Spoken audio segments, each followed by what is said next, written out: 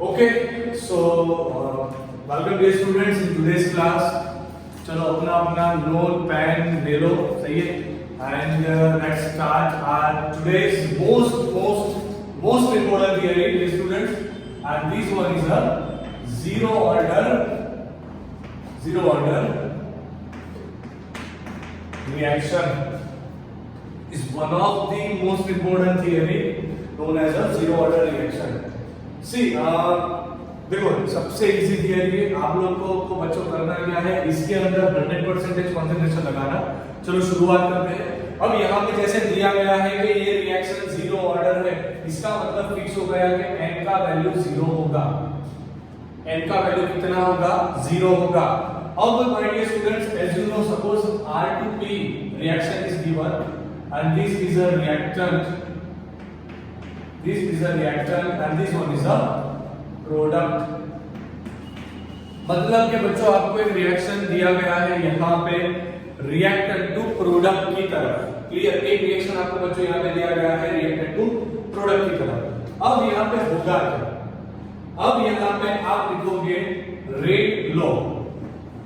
अब rate law कैसे लिखा जाता है वो तो आप सब लोगों को मालूम ही होगा। Minus dr by dt is equal to k. K is known as a rate constant या फिर velocity constant, and here reactant concentration raised to 0. क्यों लिखा हमने raised to 0? क्योंकि यहाँ पे R का ऑर्डर, मतलब कि ये जो रिएक्शन है इसका ऑर्डर जीरो है, तो हमने यहाँ पे लिखा बच्चों रेस टू जीरो। अब देखो ध्यान से हम क्या करेंगे, यहाँ कोई भी चीज का, जो बायो वाले बच्चे हैं उनके लिए कोई भी चीज का x रेस टू जीरो दिया है, इसका मतलब होगा यहाँ पे डियर स्टूडेंट्स 1। ओके, तो यहाँ पे आएगा answer k minus dr by dt। Okay, तो ये टर्म हमारे पास निकल के आ चुका। अब देखो हम लोग यहाँ पे क्या करेंगे। अब जितने भी बायो स्टूडेंट्स हैं, देखो ये स्टूडेंट्स ये थियरी बहुत इजी है। जब भी आपको डेरिवेशन दिखाई दे तो डेरिवेशन को निकालने के लिए आप लोग क्या करो, इंटीग्रेशन का यूज करो। केमिस्ट्री में बहुत पहली बार डेरिवेशन इंटीग्रेशन के बेस पर से थियरी आ रही है, तो ध्यान से देखना, इजी है, बहुत इजी है। मैथ्स वाले बच्चों को बहुत इजी लगेगा, बायो वाले बच्चे शांति से देखें, बहुत बहुत बहुत ही इंपॉर्टेंट स्टेप्स अभी आ रहे हैं। तो यहां पर हम क्या करेंगे बच्चों, minus dr is equal to, हम लिखेंगे यहां पे k into dt। Okay, minus dr is equal to k into dt। अब मैं काम कर रहा हूं, यहां से माइनस को निकाल के सामने रख दिया, माइनस को निकाल के सामने रख दिया। Now integrating on both side, integrating on both sides. Now I'm sure that मुझे मालूम है कि आप सब लोगों ने ये फिजिक्स में कहीं ना कहीं तो सॉल्व किए होंगे। ओके, मतलब कि ऐसे स्टेप्स आपने ऑलरेडी फिजिक्स में देखे होंगे। अब देखो क्या करना है यहाँ पे हम लोगों को,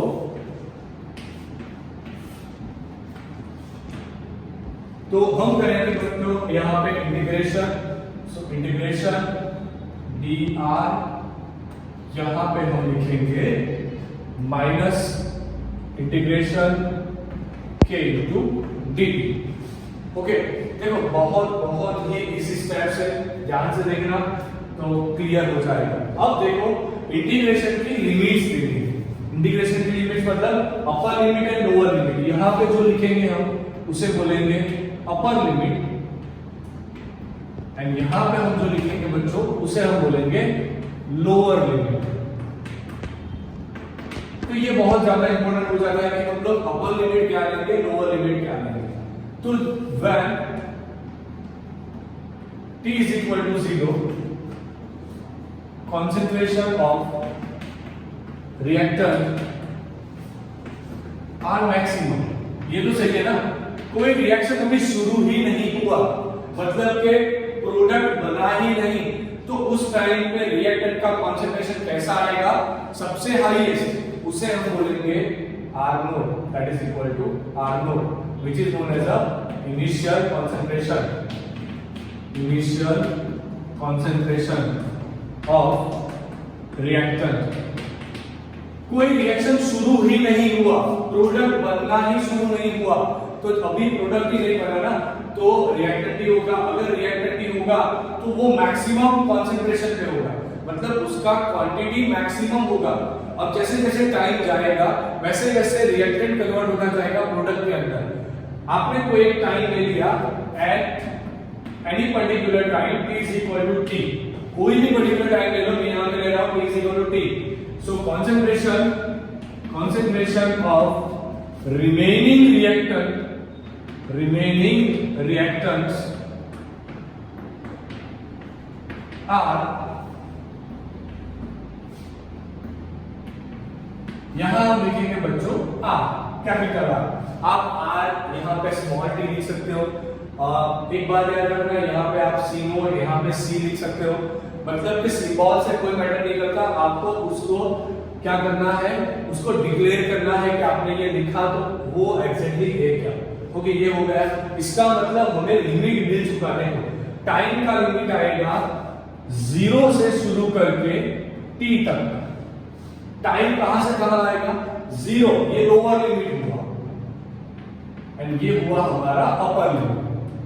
तो वही तरीका यूज करना है, यहां पर भी अपर लिमिट लगाओ, लोअर लिमिट लगाओ। तो अपर लिमिट कैसे लगाओगे, यहां पे कहां से शुरू किया आपने, आपने शुरू किया था R नोट से। कहां पर पहुंचे आपको, R।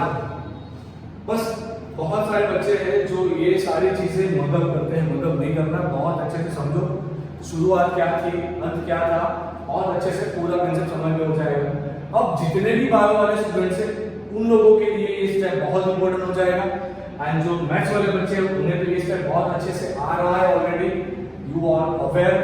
तो यहां पर हम क्या करेंगे बच्चों, dr का इंटीग्रेशन होता है r। ओके, dr का इंटीग्रेशन होता है r। यहां पे हम rt लिख देते, चलो।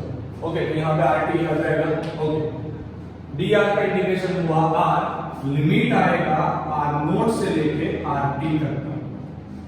ओके, लिमिट आएगा rt, r नोट से लेके rt तक का, माइनस k t dt का हो जाएगा इंटीग्रेशन। dt का इंटीग्रेशन, ये चीज याद रखना, dx का इंटीग्रेशन x होता है, बस वही हिसाब से dr का इंटीग्रेशन r हुआ, dt का इंटीग्रेशन t हुआ। यहां पे हम लिमिट देंगे 0 से t तक की। ओके, अब इसको सॉल्व करना है। तो इंटीग्रेशन सॉल्व करने का कैसे लिमिट को यूटिलाइज करना है, बायो स्टूडेंट्स बहुत ध्यान से देखना। सबसे पहले रखा जाता है upper limit rt minus lower limit r naught is equal to minus k, upper limit minus lower limit. Okay, अब क्या करेंगे हम लोग, यहाँ पे rt minus r naught is equal to minus kg।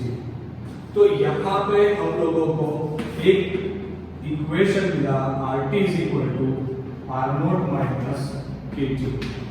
ये हमारा इंटीग्रेटेड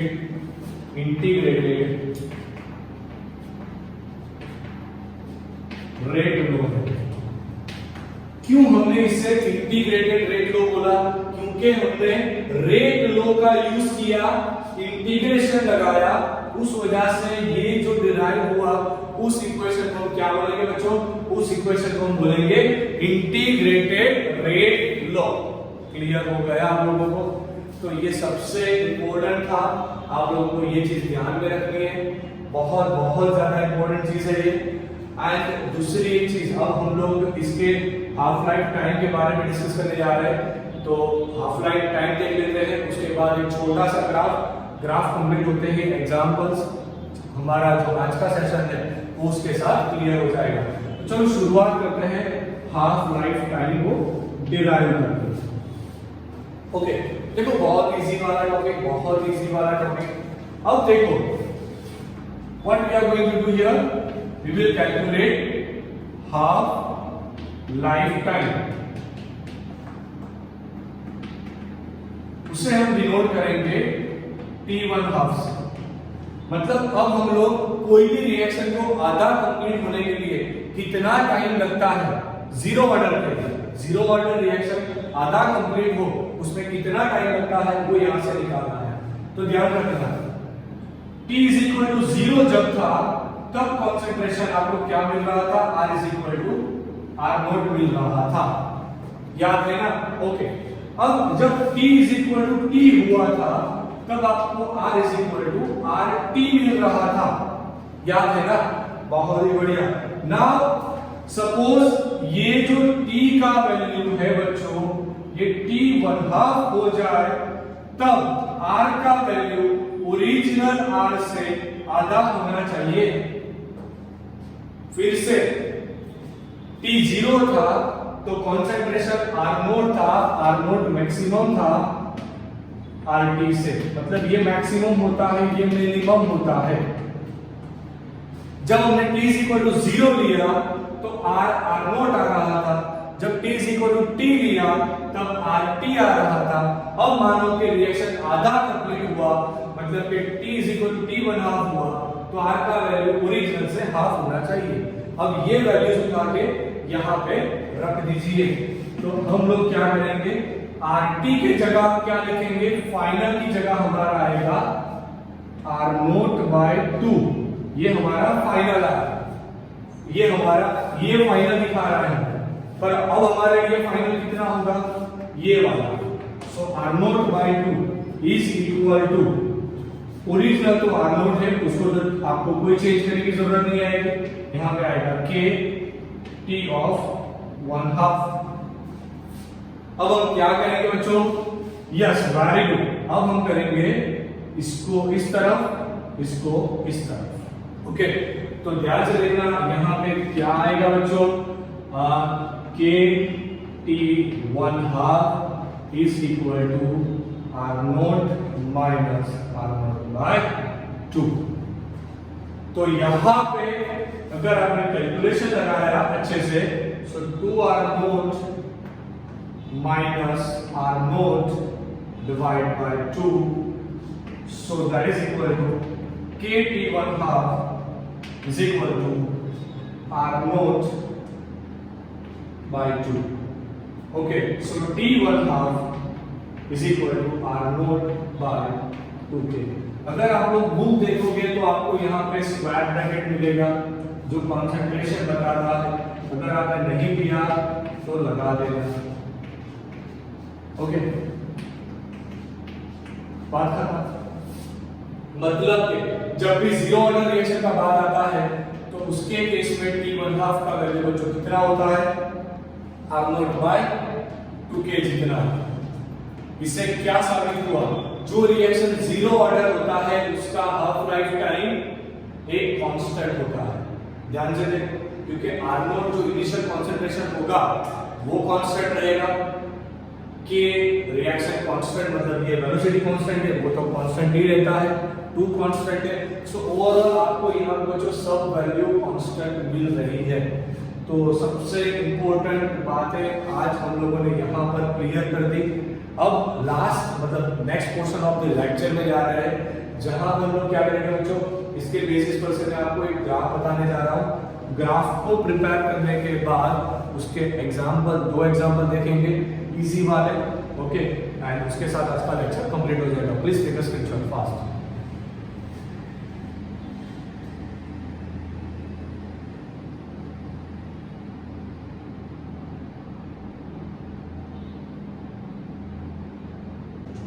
ओके, सो ये स्टूडेंट्स, अभी हम लोगों ने एक रिएक्शन निकाला था, रिएक्शन था R is equal to minus KT is equal to minus KT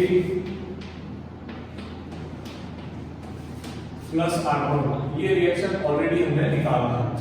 okay, अब यहाँ पर स्क्वायर ब्रैकेट आएगा, ये ऑलरेडी हमने निकाला हुआ, डिराइव किया हुआ इक्वेशन है।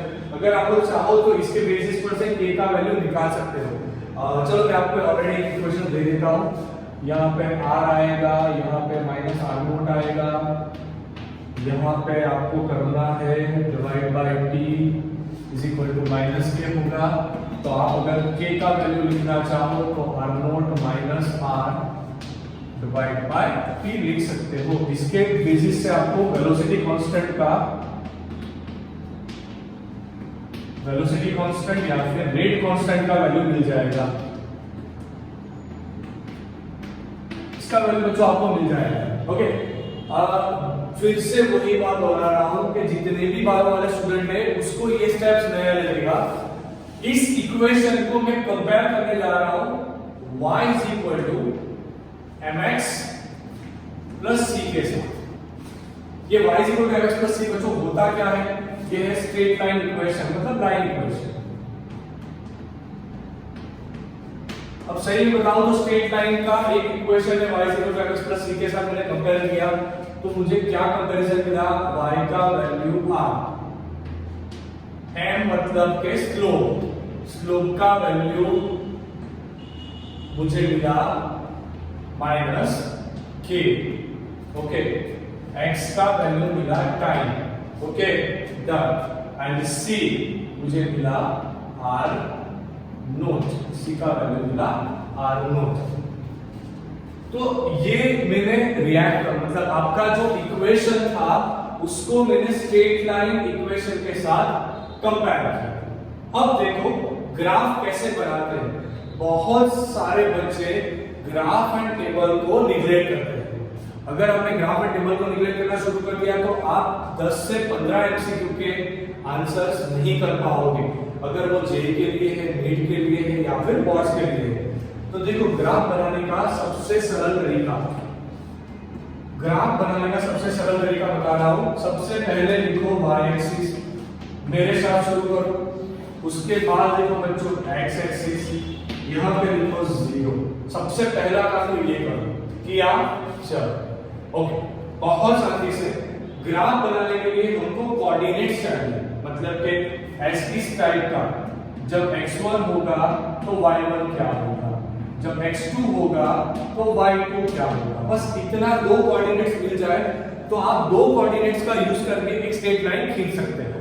ओके, तो चलो कोऑर्डिनेट्स निकाल लेते हैं। सबसे पहले मैं एक काम करूंगा यहाँ पे कि मान लो कि मैंने टाइम 0 ले लिया। ओके, मान लीजिए बच्चों हमने लिया t इज इक्वल टू 0। सबसे पहली बात, सबसे इंपॉर्टेंट बात, y एक्सिस पे आपको लेना क्या है? Reactance concentration, reactance concentration. And x axis पे आपको क्या लेना है बच्चों? x एक्सिस पे हमें लेना है टाइम। x पे हम लेंगे टाइम, y पे हम लेंगे रिएक्टेंट का कॉन्सेंट्रेशन। चलो t का वैल्यू 0 रखते हैं देखो सबसे पहले। तो उस केस में r is equal to minus k into 0 plus r naught. मतलब कि आप देखोगे तो जब 0 रखा तो आपको वैल्यू मिला r नोट। r का वैल्यू मतलब के y का वैल्यू, देखो यहां से r का वैल्यू मतलब के y का वैल्यू। मतलब जब टाइम 0 होगा, जब टाइम 0 होगा बच्चों, उस टाइम पे आपको यहाँ पे कोऑर्डिनेट मिलेगा। ये कोऑर्डिनेट कौन सा होगा? ये कोऑर्डिनेट मैक्सिमम r नोट वाला होगा। अब देखो ध्यान से, अगर आपने t टाइम लिया होता, अगर आपने क्या टाइम लिया होता? t time. अब हम लोग क्या ढूंढेंगे? r की वैल्यू। तो उस टाइम में आपको ये ग्राफ नीचे जाता हुआ दिखेगा। ओके, तो इस तरह से आपको ग्राफ बनाना है। यहां पर आप t रख दो तो r माइनस r नोट करेंगे डिवाइड बाय k करेंगे। ओके, k का वैल्यू आप चाहो तो यहां से निकाल सकते हो। यहां पे जो स्लोप आएगा बच्चों, ये स्लोप नेगेटिव निकल के आएगा। स्लोप कैसे निकल के आएगा? नेगेटिव। ये स्लोप का वैल्यू माइनस k निकल के आएगा। बस ये छोटी छोटी चीजें थी जो आपको ध्यान रखनी है। फिर से एक बार दोहरा रहा हूं, सारी चीजें बहुत बहुत इंपॉर्टेंट चीजें हैं, ध्यान रखना। अगर आप चाहो कि बीच का कोई टाइम लेना है तो आप वो ले लो। अगर आप चाहो कि मुझे t t1/2 लेना है तो कोई दिक्कत नहीं। अगर आपने t1/2 लिया होता यहाँ पे तो आपको एक नया वैल्यू मिलता 2r note divide by k। तो आपको एक नया वैल्यू मिलता 2r note divided by k। तो उस हिसाब से भी आप इसे ड्रॉ कर सकते हो, पर आपकी सरलता के खातिर आपको याद रखना है ये ग्राफ नीचे जाता हुआ मिलेगा, ये स्लोप माइनस के आएगा। बस इतना। मैक्सिमम जो कंसंट्रेशन होता है वो आर नोट होता है। बस बात खत्म। ओके, बात खत्म। अब हम लोग देखेंगे यहाँ पे कि अगर हमने y एक्सिस पे 0 लिया, y का वैल्यू 0 मतलब इसे 0 कर दिया, इसे 0 कर दिया, इसका मतलब हुआ -r डिवाइड बाय k मिलेगा। देखो अगर आपने इसे 0 कर दिया तो आपको ये क्या मिलेगा, -k t plus r naught, मतलब कि kt is equal to r naught, मतलब t is equal to r naught by k, मतलब ये हुआ x का वैल्यू। तो अगर आपसे कोई पूछे कि ये कोऑर्डिनेट कौन सा है, तो यहाँ पे x का value r naught by k होगा एंड y का वैल्यू 0 होगा। अगर कोई पूछे कि ये कोऑर्डिनेट कौन सा है, तो ये कोऑर्डिनेट पे x का वैल्यू 0 होगा, y का वैल्यू आपको मिलेगा r नोट। ओके, तो ये छोटी छोटी चीजें भी बच्चों आप लोग ध्यान रखना यहाँ पे, क्योंकि यहाँ से क्वेश्चन पूछे जाते हैं। अब बात करते हैं एग्जाम्पल। तो अगर आप लोग बुक निकाल के देखोगे, एनसीईआरटी निकाल के देखोगे तो बहुत सारे एग्जाम्पल है। देखो हमारा पैटर्न क्या रहेगा, आज जीरो ऑर्डर पढ़ाई किया तो कल जीरो ऑर्डर के बेसिस पे आपको न्यूमेरिक सॉल्व करवाऊंगा। उसके बाद फर्स्ट ऑर्डर पढ़ाई करेंगे, फर्स्ट ऑर्डर के न्यूमेरिक को सॉल्व कर लेंगे। ओके, अब एग्जांपल्स क्या है, तो जो फोटोसिंथेसिस सॉरी जो फोटोन वाली रिएक्शन है, जैसे कि कोई भी रिएक्शन में अगर आपको H या फिर लाइट दिखाई दे तो वो रिएक्शंस बच्चों जीरो ऑर्डर रिएक्शन जनरली होती है। ओके, अब उसके बाद जो HI का 2HI का डिकम्पोजिशन वाला रिएक्शन होता है, जहां पे आपको H2 का साइटो मिलता है, तो ये गोल्ड की सरफेस पे होता है, गोल्ड की सरफेस पे, एंड ये रिएक्शन भी जीरो ऑर्डर रिएक्शन होता है। ओके, ये रिएक्शन बच्चों कैसा होता है, जीरो ऑर्डर रिएक्शन होता है। एंड बहुत सारे रिएक्शन वैसे भी है जहां पे एंजाइम कैटालिसिस यूज होता हो, वो भी जीरो ऑर्डर रिएक्शन होता है। तो बस आज के लिए इतना ही। प्लीज फटाफट से इसको कॉपी में लिख लेना, एक बार वीडियो को अच्छे से रिवाइज कर लेना। मैंने शुरुआत में ही बताया कि जो बायो वाले बच्चे हैं उसको ये थोड़ा पोर्शन नया लगेगा, डिफिकल्ट नहीं है, इजी है, तो इसे डिफिकल्ट बनाना मत। अच्छे से एक बार वीडियो फिर से देख लो। लगातार जितने भी लेक्चर्स अपलोड हो रहे हैं वो सारे सेशंस को रेगुलर देखने की हैबिट डालनी पड़ेगी। अगर आपने आज का वीडियो मिस कर दिया तो कल आपके पास 2 लेक्चर्स पेंडिंग हो जाएंगे, 2 का काम करना डिफिकल्ट हो जाएगा। So please work on the regular pattern पे काम करना शुरू करो। फिजिकल केमिस्ट्री सॉल्व करने का एक ही टेक्निक है, फिर भी बता रहा हूँ, फिर से बता रहा हूँ। एक बार थ्योरी को समझो, अगर आप चाहो तो अपने आप ही अपना एफिशिएंसी लगा के उसे सॉल्व कर सकते हो। कल हम लोगों ने सॉल्व किया था 4.3। अभी आई एम श्योर कि कोई भी बच्चा ऐसा नहीं होगा कि उसने 4.4 देखा, उसे लगा कि नहीं सर मैं कर सकता हूँ, ये मुझे आएगा, चलो मैं ट्राई करता हूँ, कल के लेक्चर के बेसिस पे था। तो आज मैं आप लोगों को एग्जांपल इंडेक्स का 4.4 एज अ होमवर्क दे रहा हूँ। एज अ होमवर्क मैं आपको 4.4 इंडेक्स दे रहा हूँ, तो वो एक बार घर से जाके सॉल्व करो, है? क्योंकि देखो कल मैंने 4.3 कराया था, अगर आपने सॉल्व करने के बाद 4.4 देखा होगा, सॉल्व कर दिया तो बहुत अच्छा है, नहीं किया तो आज सॉल्व करो। ओके, साथ में न्यूमेरिक को सॉल्व करने का हैबिट डालो। Okay dear students, thank you for watching this video. Don't forget to like, share and comment this video. Take a screenshot fast.